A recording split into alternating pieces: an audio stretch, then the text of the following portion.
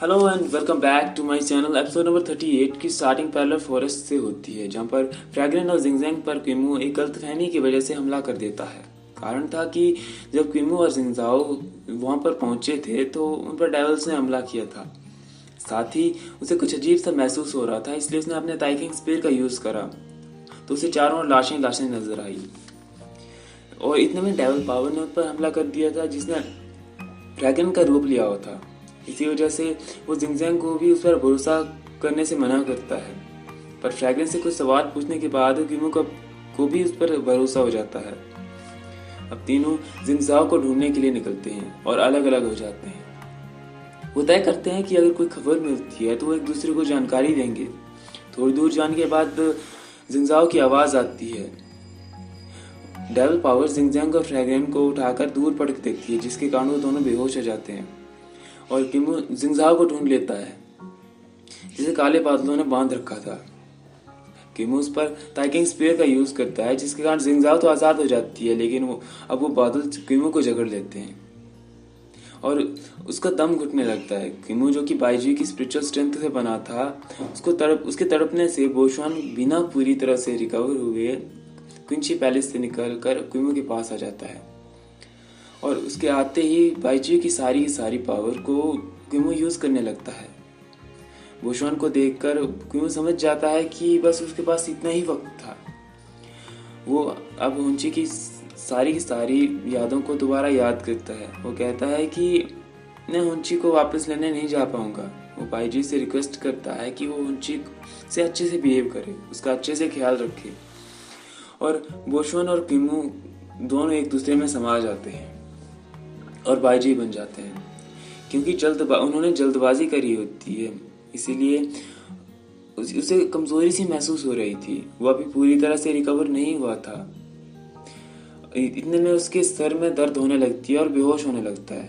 अब जिंगजाओ भी जाग जाती है और वो उसे लेकर एक बैम्बू हाउस चली जाती है और अपनी एनर्जी उसमें ट्रांसफर करती है ताकि उसकी जान बचाई जा सके।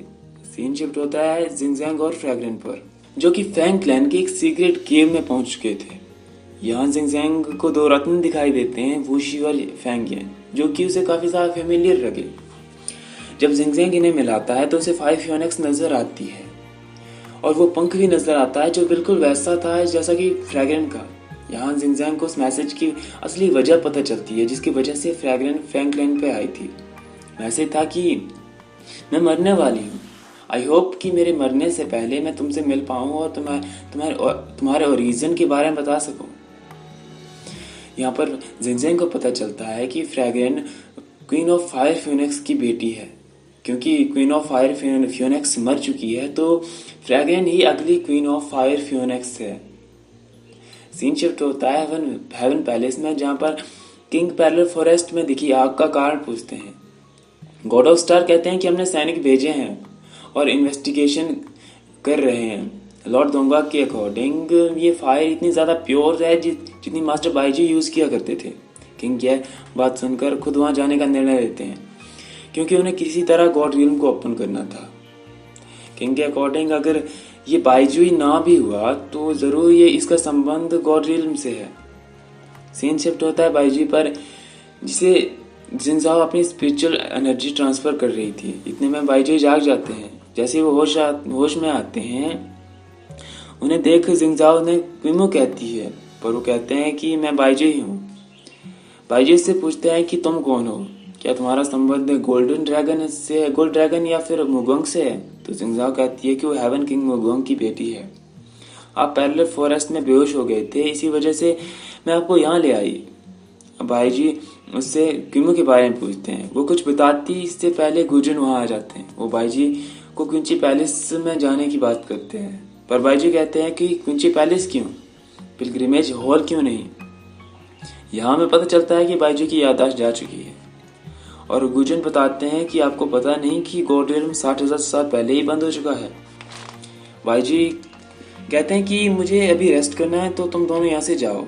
जिंगजाओ और गुजन वहां से बाहर चले जाते हैं।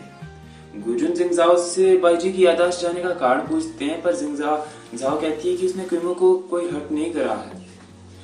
गुजन कहते हैं कि तुम मुझसे झूठ नहीं बोल सकती, तो जिंगजाओ कहती है कि मैं झूठ क्यों बोलूंगी। इतने में वहां पर किंग आ जाते हैं। जिंगजाओ किंग को बताती है कि क्विमो ही बाइजी है। इस पर मुगोंग और बाकी इमोर्टल बाहर से ही बाइजी को सल्यूट करते हैं। बाइजी मुगोंग को अंदर बुलाते हैं और बाकी इमोर्टल्स के मन से अब डीमन गॉड का डर भी निकल जाता है।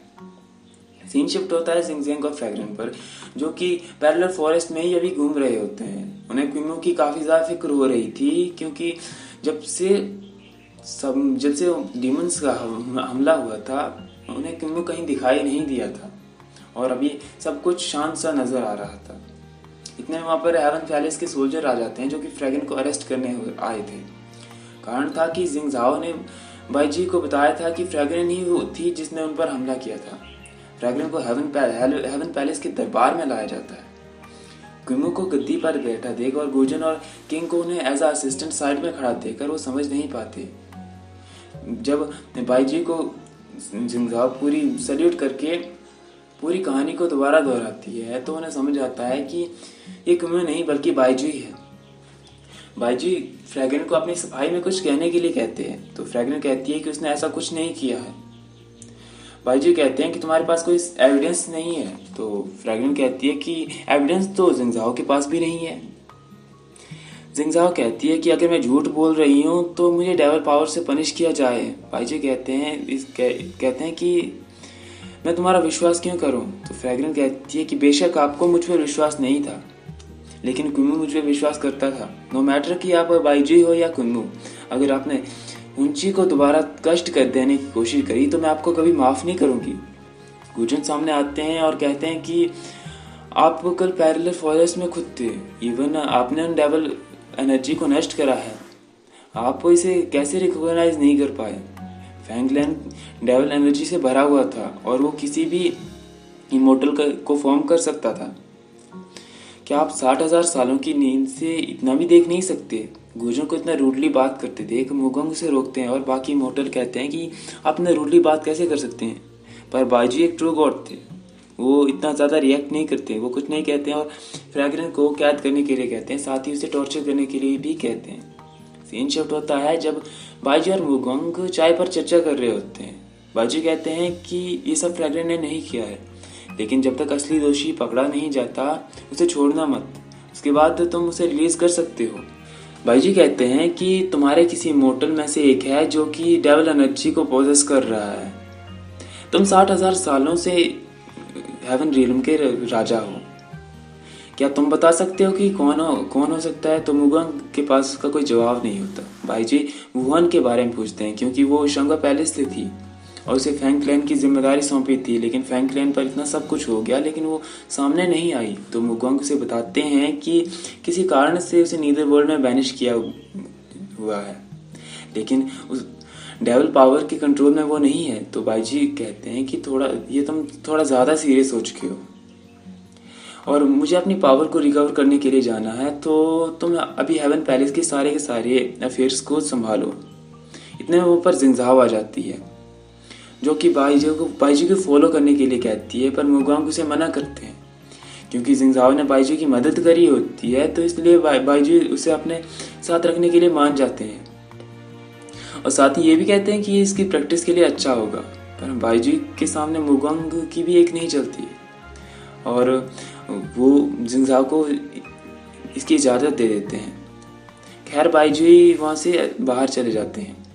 बाहर जाते ही जिंगजांग उनका इंतज़ार कर रहा होता है, वो उनसे मिलना चाहता था। तो बाइजी कहते हैं कि अगर ये फ्रैग्रेन के बारे में है तो मैं अपना जवाब दे चुका हूँ। तो जिंगजांग कहता है कि ये फ्रैग्रेन के बारे में नहीं है, ये मेरे दोस्त क्विमो के बारे में है, मैं उसे बचाना चाहता हूँ। वो बाइजी से कहता है कि उसकी स्पिरिचुअल स्ट्रेंथ को दोबारा इकट्ठा करने के लिए मुझे क्या करना होगा, मैं उसके लिए क्या कर सकता हूँ। तो बाइजी कहता है कि क्विमो अब एग्जिस्ट नहीं करता क्योंकि मैं जाग चुका हूँ और तुम एक साधारण से इमोर्टल हो। मैंने क्विमो का जिक्र करने के लिए मना करा है, तो तुम्हारी हिम्मत कैसे हुई ये सब दोबारा उसका जिक्र करने की? तो जिंगजैंग कहता है कि क्या आप इमोर्टल की जान को एक चींटी समझते हैं जो इतनी आसानी से मसल देंगे? सीन शिफ्ट होता है वुहान पर, जो कि क्विमो पर हमला करने की वजह से बाइजी को जागने का कारण बन चुकी थी। इससे वो काफ़ी ज़्यादा कमज़ोर हो चुकी थी। इतने में वहाँ पर उनकी दासी आ जाती है और उसे खबर देती है कि उन्हें दोबारा वापस हेवन पैलेस में बुलाया जा चुका है। वुहान इसका कारण पूछती है तो दासी कहती है कि ये सब बाईजी ने किया है, वो जाग चुके हैं और उन्होंने ही आपको वापस बुलाने का फैसला किया है। पर बाईजी से हारने की वजह से उसकी पावर काफ़ी ज़्यादा कमज़ोर हो चुकी थी। अब वो एक लो लेवल की गॉड थी, लेकिन वो वापस जाना नहीं चाहती थी।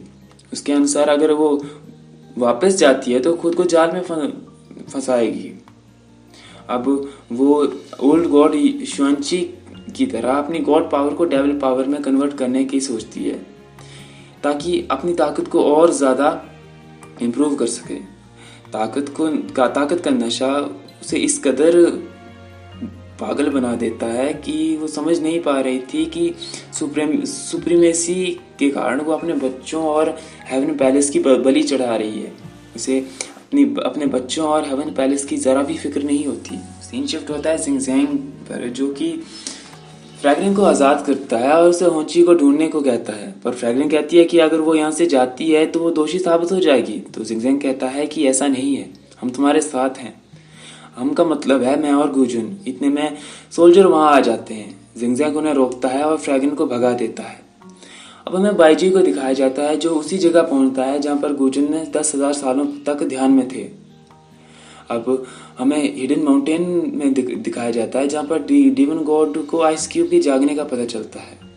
पर वो कहता है कि तुम्हारी टाइमिंग काफ़ी ज़्यादा गलत है। अगर शंगवा को इसके बारे में पता चलता है तो वो काफ़ी ज़्यादा उदास हो जाएगी। इतने वहाँ पर होंची आ जाती है। डीमन गॉड उसकी बहुत ज़्यादा केयर कर रहे होते हैं क्योंकि वो प्रेग्नेंट थी। बातों ही बातों में डीमन गॉड उससे पूछ लेता है कि काफ़ी लंबा समय बीत चुका है पर तुम्हारा पेट दिखाई नहीं दिया। तो होंची कहती है कि मुझे नहीं पता, पर मैं उसे महसूस कर सकती हूँ, वो काफ़ी ज़्यादा हेल्थी है। शायद ये इसीलिए हो रहा है क्योंकि मेरी स्पिरिचुअल पावर काफ़ी ज़्यादा वीक है और मैंने कभी किसी मॉर्टल को प्रेग्नेंट होते देखा नहीं है। तो डीमन गॉड कहता है कि तुम्हें चांकियों से एक बार चेक करा लेना चाहिए। अगर तुम कहो तो मैं चांकियों को तुम्हारे लिए यहाँ पर ला सकता हूँ। तो होंची मना कर देती है, पर वो उसे बाहर जाके कुइमू की खबर लाने के लिए कहती है क्योंकि काफ़ी ज़्यादा टाइम हो चुका था और कुइमू को कोई मैसेज नहीं आया था। इतने में अचानक बैरियर से कोई आवाज़ आती है किसी के हमले की। वो दोनों वहाँ पर पहुँच जाते हैं। वहाँ जाके देखते हैं तो हेवन सोल्जर और फ्रैगलिन के बीच लड़ाई हो रही थी। होंची वहाँ जाकर हमले का कारण पूछती है। सोल्जर कहते हैं कि इन्होंने मास्टर बाईजी पर हमला किया था और इवन गुजुन तक इन्हें बचा नहीं सकते, तो आप ये भूल ही जाइए। तो डीमन गॉड अपनी पावर का यूज़ करता है और सोल्जर को पीछे हटा देता है। होंची कहती है कि जब तक मैं यहाँ पर हूँ तुम लोग इसे हर्ट नहीं कर सकते। अब डीमन गॉड अपनी पावर का यूज़ करता है और हेवन सोल्जर को वहाँ से भगा देता है। वो फ्रैगलिन को वहाँ से वापस बैम्बू हाउस पर ले जाते हैं और अपनी पावर से उसे हील करते हैं। डीमन गॉड से होंची को पता चलता है कि कुइमू ही बाईजी है और अब वो जाग चुका है तो कुइमू का कोई अस्तित्व नहीं है। इतने में होंची काफ़ी ज़्यादा उदास हो जाती है कि आखिर वो समय आ ही गया। इसी के साथ एपिसोड नंबर 38 समाप्त होता है। आगे का एपिसोड देखना है तो हमारे चैनल को सब्सक्राइब करना ना भूलें।